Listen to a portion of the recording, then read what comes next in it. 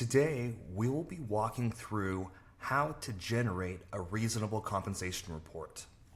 The first step is clicking on Clients on the left side of the page. And here on the right side, we can add all of our clients. We recommend adding all of your S Corps, C Corps, and any other clients you work with that need a reasonable compensation report.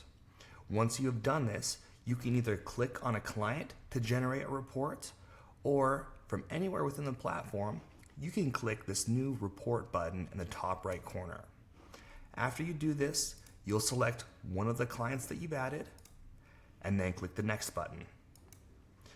You'll then select the purpose for the report. If you want more information about these options, simply hover over the question mark on the right side. Once you select your option, click Next. Here, we'll determine the approach that we're going to be using to determine the reasonable compensation. To determine the approach that you should use, answer the question, does my client perform more than one role within their company? If the answer is yes, you'll use the cost approach. Or if your client is managing the business as the CEO or general ops manager, we'll select the market approach. For all other outlying scenarios, we'll use the income approach.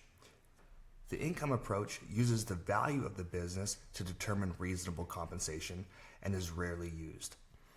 Once again, if you want to know more about these approaches, simply hover over the question mark on the right side.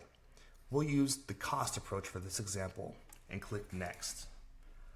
From here, you'll select the tax year for the report that you'll run. We'll also specify here if we want the client to be able to view the report before we view the report. We'll go ahead and click No in this scenario, and because of this, whether or not we are notified is automatically set to yes. After that, I'll click the Next button.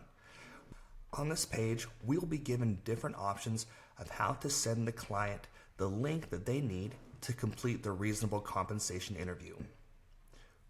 We can either have an email be generated and sent automatically out of RCReports.